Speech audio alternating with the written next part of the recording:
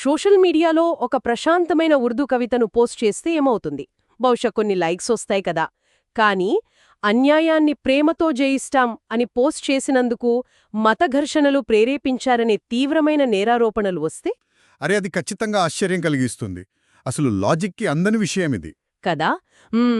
అందుకే ఈనాటి మన లోతైన విశ్లేషణలో 2025 నాటి సంచలనాత్మక Imran Pratap Garhi versus state of Gujarat case గురించి మాట్లాడుకుందాం. ఆర్టికల్ 19(1)(a) కింద భావప్రకటన స్వేచ్ఛను సుప్రీంకోర్టు ఎలా రక్షించిందో, అలాగే బిఎన్ఎస్ఎస్ అనే కొత్త చట్టం సామాన్యులను తప్పుడు కేసుల నుండి ఎలా కాపాడుతుందో ఇవాళ చూద్దాం. ఖచ్చితంగా.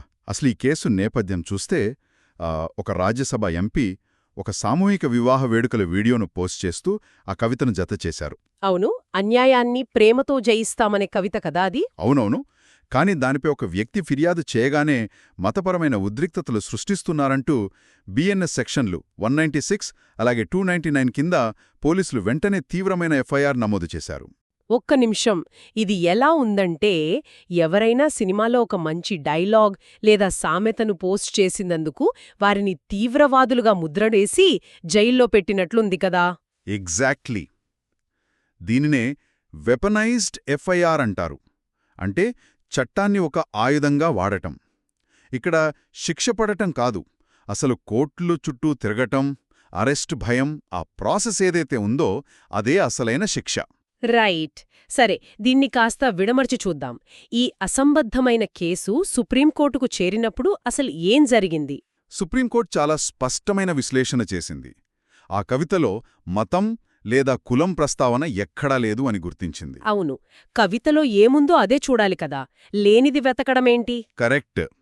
బిఎన్ఎస్ సెక్షన్ 196 అంటే హేట్ స్పీచ్ కింద కేసు నమోదు చేయాలంటే మెన్స్రియా అంటే నేర ఉద్దేశం తప్పసరి అని కోర్టు స్పష్టం చేసింది. అంటే కేవలం ఎవరికో కోపమొచ్చిందని కాదు కదా, ఉద్దేశం ముఖ్యం. అవును. ఇక్కడ అత్యంత ఆకట్టుకునే అంశం ఏమిటంటే కోర్టు 1946 నాటి తీర్పును ఉటంకించింది. వ్యక్తుల మాటలను బలమైన హేతుబద్ధంగా ఆలోచించే వ్యక్తుల అంటే రీజనబుల్ మ్యాన్ కోణంలో అంచనా వెయ్యాలి. ఓ, అంటే ప్రతిదానికీ భయపడే సున్నిత మనస్కుల కోణంలో కాదు అని న్యాయస్థానం తేల్చి చెప్పిందన్నమాట. సరిగ్గా చెప్పారు. అలాంటి వాళ్ళని ప్రామాణికంగా తీసుకోకూడదు. ఎప్పుడెప్పుడు తప్పుబడదామా అని ఎదురుచూసేవాళ్ల కోణంలో అసలు చూడకూడదు. ఇక్కడే అసలు విషయం చాలా ఆసక్తికరంగా మారుతుంది. కవిత సాధారణమైనదే అయినప్పుడు కనీసం విచారించకుండా పోలీసులు వెంటనే కేసు ఎలా నమోదు చేశారు? మంచి ప్రశ్న.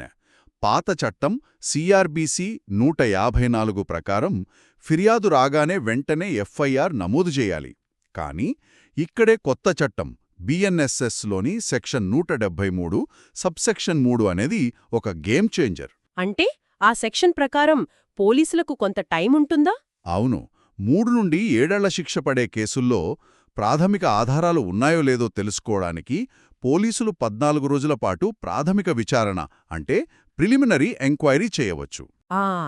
అంటే మన ఈమెయిల్లో స్పామ్ ఫిల్టర్ లాగనమాట. పనికి మాలిన కంప్లైంట్లు మెయిన్ ఇన్బాక్స్కి రాకుండా ముందే ఫిల్టర్ చేయడం. చాలా మంచి పోలిక. అవును. పోలీసుల అత్యుత్సాహాన్ని తప్పుబడుతూ ఆర్టికల్ 19(1)(a) రక్షణకు ఈ సెక్షన్ను వాడాల్సిందేనని సుప్రీంకోర్టు తీర్పునిచ్చింది. బాగానే ఉంది. ఇదంతా చూస్తే చివరకు అర్థమయ్యేదేమిటి? ఎవరైనా తప్పుడు పోలీస్ కంప్లైంట్ ఇస్తే భయపడాల్సిన పని లేదు అనా?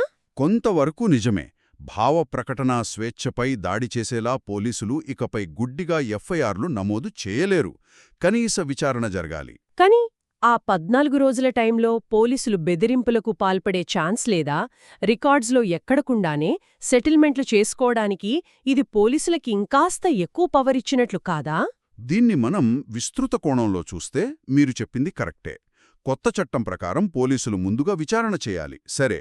కానీ ఒకవేళ ఈ 14 రోజుల విచారణ నిబంధనను కూడా స్థానిక పోలీసులు ఉద్దేశపూర్వకంగా పక్కనబెట్టి రాజకీయ ఒత్తిళ్ల వల్ల అమాయకులను వేధిస్తే? అవును, అప్పుడు పరిస్థితేంటి? సామాన్యుడికి రక్షణ ఎక్కడా? అదే అసలైన ప్రశ్న. ఆ పోలీసధికారులను వ్యక్తిగతంగా బాధ్యులను చేసే మెకానిజమేమిటి?